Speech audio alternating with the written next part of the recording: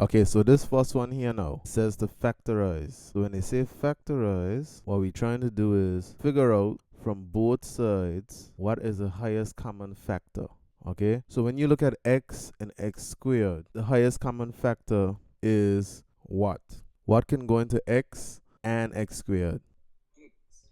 X. And the reason I'm looking at that is because I have a x here and a x here, okay, across this minus. Okay, so I have an x here and an x here, so that's why I was looking for the highest common factor among the x's. What about a y squared and a y? What's the highest common factor? Y. Great. There's nothing else, so then I could do an open brackets. Now I need to figure out xy times what would give me xy squared? Times what? No, just y. So now this is how I look at it, right? So if you think of it like this, so I have x here times y squared. So y squared is x times y. Agreed? Yeah. Minus x times y. Make sense? Yeah. Alright, so if you look at it this way, it's like I cross out the x on this side, I cross out the x on this side. That's how I get this x here. Okay? Now, no more x's can go from both sides, so that's why I'm sticking with this x here. So now, what can I cross out here and on this side? Correct, a y. So if I do the y out here and the y out here, that accounts for this y here. Okay? Now when you look at this section, what's left back? A y. Great. When you look over here, what's left back? X. Great. So that's it right here. Alright, so this is my answer to this question. So what is the highest common factor between both of these is x, y. So I got an x from both of them, a y from both of them, and what was left back was a y minus x. Alright, so let's look at this guy over here. So 3x squared plus x minus 10. So 3x squared plus x minus 10.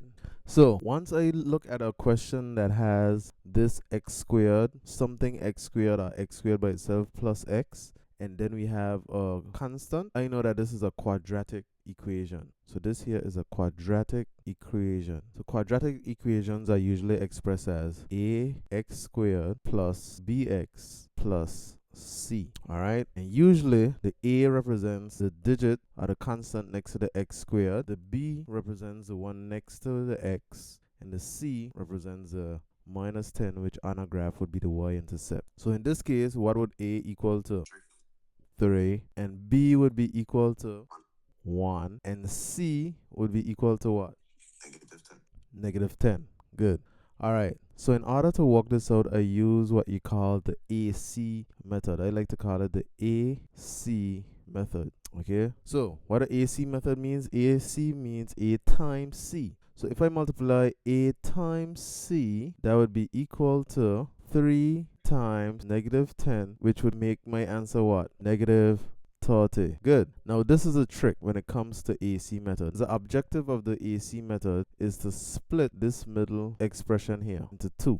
Okay, we need to split that into 2. So that's what we use the AC method to help us to figure out what we're supposed to do to split this in 2. So say for instance, we have negative 30 now. What we need to do now, we need to figure out from the negative 30, what two numbers, okay, when we multiply them to each other, they could give us negative 30, right? So bear that in mind. So obviously, if we do that, it has to be the factors of 30, right? Some kind of form of factors of negative 30. Let's just stick with the 30 for now. So what are the factors of 30? You have 1, 2, 3, 5, 6, 15, and 30. Good.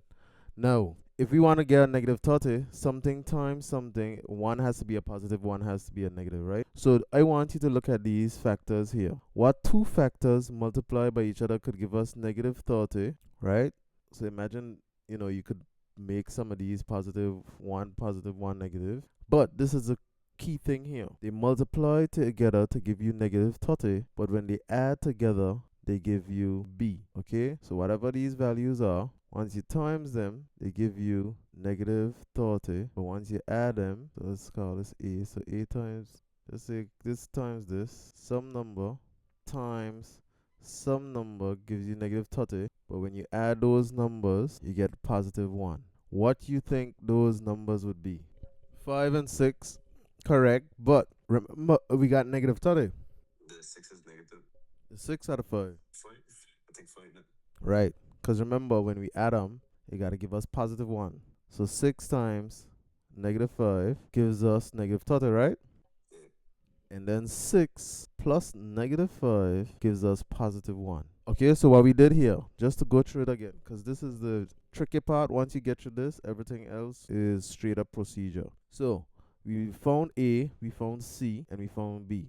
So we said A, C method. So we're multiplying A times C. So whatever we got from A times C, we have that number. Now we need to find two factors of that number. When we multiply them to each other, okay, they would give us negative 30, but when we add them together, they give us 1. So what we did is we listed out all the positive values, and note they could have the corresponding negative values just because it's a negative number. So what would happen is we can mix. So we can pick a number from here and a number from up here, but once they multiply, they give us negative 30 is what we're checking for. But when they add up together, they get 1. Now, the reason we wanted them to add up to get 1, so we could split this guy, as we mentioned earlier. So now, this is what we do now. So we write 3x squared back, and then after, I can replace this x, can have plus 6x, because I'm taking it from here. So plus 6x minus 5x minus 10. So where did I get a minus 10 from? From here. Where did I get a 3x squared from? From here. Now this x got split into 6x take away 5x. Because if I do 6x take away 5x, that's the same as 1x. Okay, so now I can factorize just like how we did here in sections. So I just do in the first 2, and then I do in the second 2. Okay? So, when I'm looking at this, what's the highest common factor between 3 and 6? 3, good. What's the highest common factor between x squared and x? X. Lovely.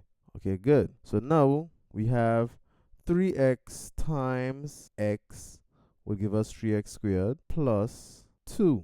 Because now 3x times x is 3x squared, and 3x times 2 is 6x. Okay?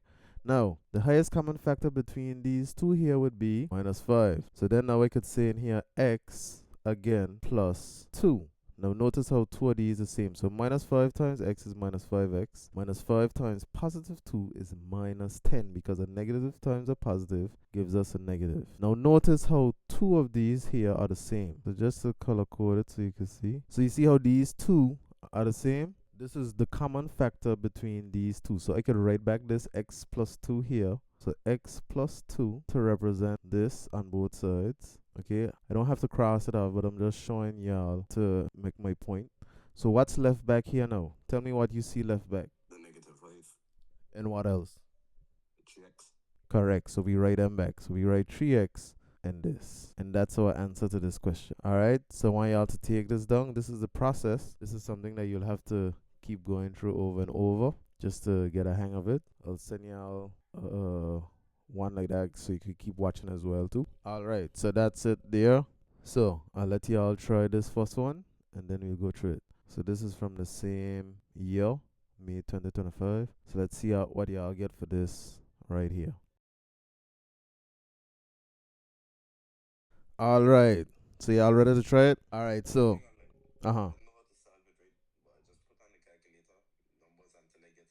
well, that's, you gotta do what you gotta do. You gotta do what you gotta do.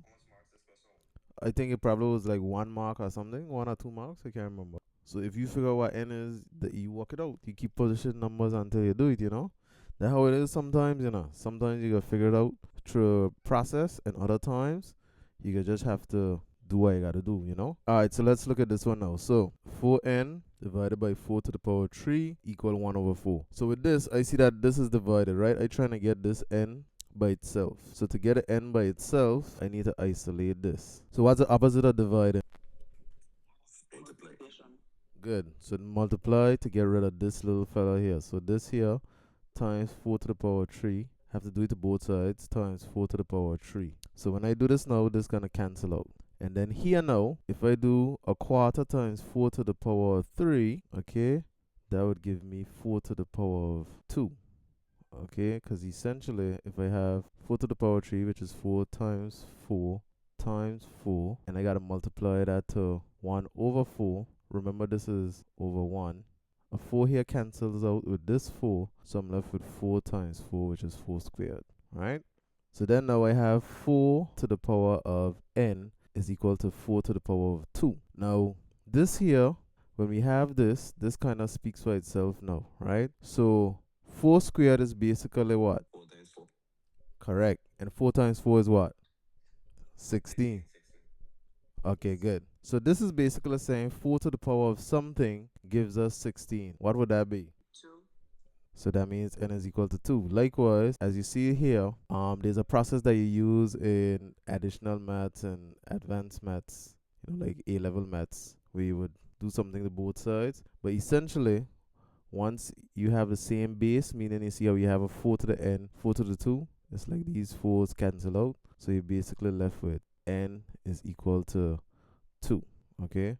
Very special question, but you could also work it out the way it was done, how you did it. You could put in numbers till you get it, and that's how you got it. Because once you do that, you're showing as well too that you understand how to manipulate this in order to figure out the answer. Okay, there's several ways to approach this question, but this is probably the most straightforward one. I could show you a next one as well. Like, say if you had 4 to the power n divided by 4 to the power of 3, a quarter is the same as saying 4 to the power of minus 1. Okay, you subtract powers when you divide, so n take away 3 gives you negative 1. So n take away 3 equals negative 1. So that means when you get n by itself, it's going to be n is equal to negative 1 plus 3, n is equal to 2. Okay, so many people could answer this question different ways and end up in the same answer, with the same answer.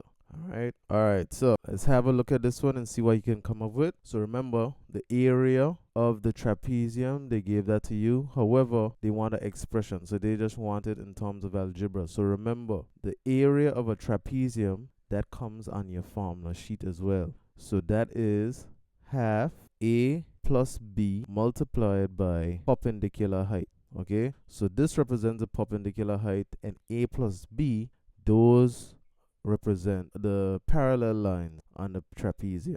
Okay, so a plus b represents the parallel lines, and h represents the perpendicular height. So the parallel lines would be like this, 1, 2, and the height would be perpendicular to them, which is this. Alright, so let's see how you can come up with an expression for the area, which would be using this formula in terms of p and q. So basically using these here to help you out. Let's see what you can get from that.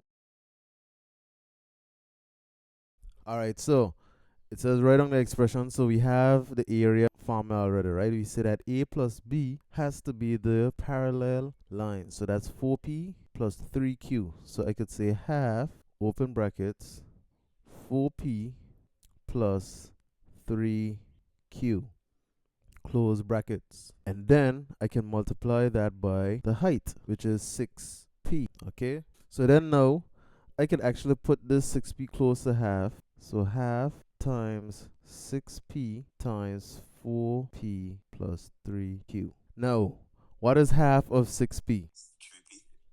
3p. So we have 3p here, open brackets, 4p plus 3q. So this is what our answer would be. Just this. Alright. So looking at this, do you understand now what was supposed to be done? That's what I was looking.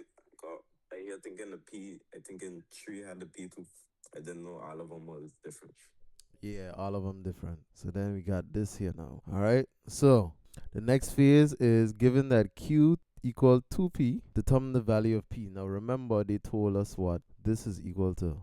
The area is equal to 750 square units. So that means that now we could write an equation and substitute. We can substitute q for 2p. So essentially, my first step is saying 3p times 4p plus 3q is equal to 750. Now the q, I can replace q with 2p.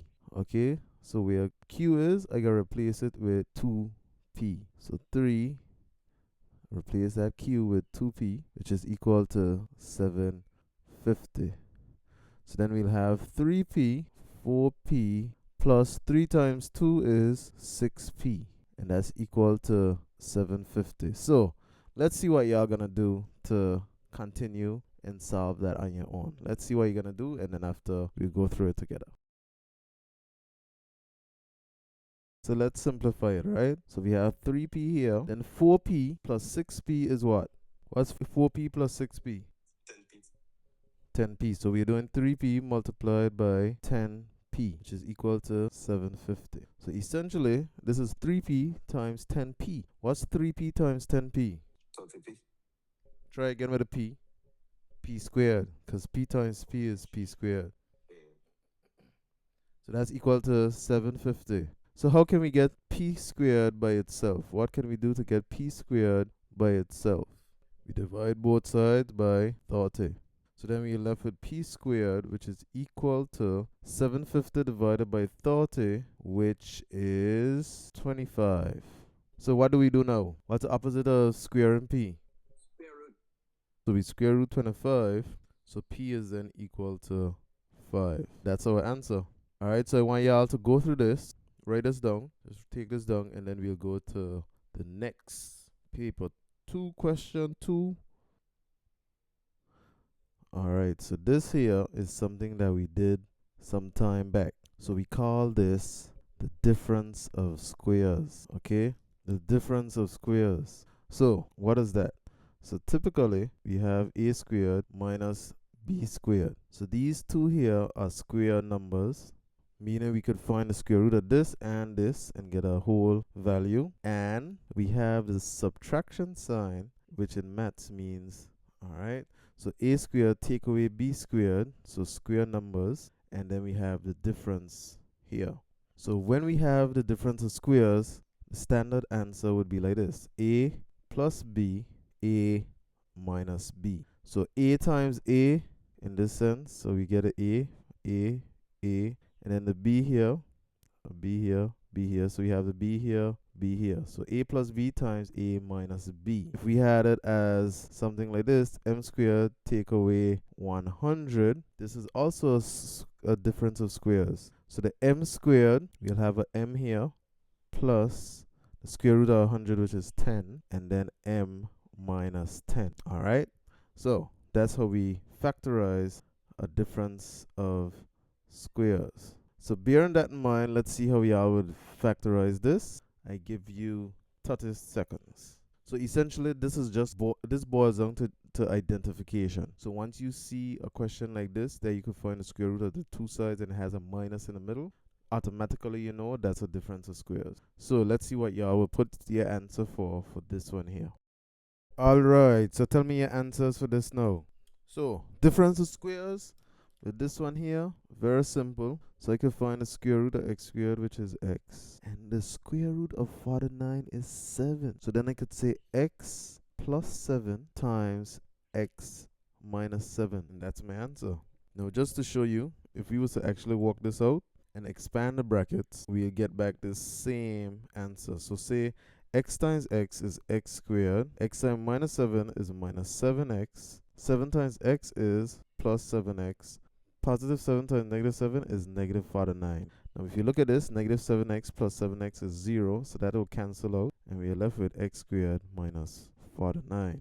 Okay, so this is how we know that these here will counteract with each other and give us back this. That's what we call a difference of squares. We got the rule for this, so we just jump to that. Okay, alright, so looking at this, I can see that this is a quadratic. So this is essentially similar to what we did last time, what we did over here. Alright, so let me see you take a chance at it and see what you come up with, and then we'll go from there. So let's see y'all try to factorize this. Okay, so you identify why is A, B, or C yet? Good. Did you do A times C now? Alright, so take a shot at that again, and after I'll do it. Alright, let's go through it now. So, as we said, quadratic equation, ax squared plus bx plus c. So a is equal to 1, because as we see here, we only have x squared, which means that technically a 1 is here. Anything times 1 is itself. So that's how we know that. So then b is equal to 2, because we're comparing it. And then this c is equal to negative 35. So A times C. A multiplied by C is 1 times negative 35, which is equal to negative 35. Alright, then now we need to find the factors of 35 that when they multiply to each other give us negative 35, but when they add together they give us positive 2. Okay, so with that being said, we have negative 35. The numbers that could go into that would be 1, 5, 7, 35, and we would also have the negative versions because negative 35 times 1 gives us negative 35. Negative 1 times 35 gives us negative 35. So now, negative 5 times 7 would give us negative 35, and when we add them together, we would get 2. Okay, so I could say 7 times negative 5 is equal to 35, and then 7 plus negative 5 is equal to 2, which is what I need for here. Alright, so now I know I could continue. So I could say x squared plus 7x minus 5x minus 35. So then here, at this point, what I would say is, what is a factor at this point here? So at this point here, I could say it's x, open brackets, x plus 7. And then I could have minus 5, open brackets, x plus 7 again. Because x times x is x squared, x times 7 is 7x, and then minus 5 times x is minus 5x, and minus 5 times positive 7 is negative 35. So as you can see here, my common factor between these two sections now is x plus 7, x plus 7. So I could bring that out, and like last time, we would see that what's left after that is x minus 5. So that would be my answer there. Alright, good. Now, say to simplify this last expression here. Now this expression here is a combination of the two questions. Okay, it's a combination of the two questions. So we had x squared minus 49 over x squared plus 2x minus 35. Okay, so I can substitute this x squared minus 49, and once I substitute that with this, I'll get x plus 7 x minus 7, and then this would go over what I did for this part, which is x plus 7 x minus 5. Now, how I know that? They say hence, right? So hence implies that we're using the answers from before, right? So they're connected in that sense. Okay, so this probably is probably not worth much, but when you look at it now, do you see anything at the top that's at the bottom? What you see? So we could cancel out the x plus 7. So then we will be left back with x minus 7 over x minus 5. Alright, so that's the answer. So take that down. Then we'll look at the next part of the question. The next question. Alright, y'all got it? Alright, so looking at this, if we want to get m by itself, what's the problem? So when we talk about getting it by itself, we want it on one side of the equal sign by itself. So looking at this, what do you think we need to do to get m by itself? What's the first thing we need to get rid of? First thing we get rid of is the k. So we subtract k from both sides. So then I was left with s minus k is equal to negative m squared, because these k is going to cancel out and leave us with m with squared with a negative in front. Okay, so this is what we have so far. The next thing I need to get rid of is this negative here. Okay, so that's like a negative 1. So divide both sides by negative 1. That's going to cancel. So I'll be left with s minus k over negative 1, which is equal to m squared. Now, the opposite of this is square rooting.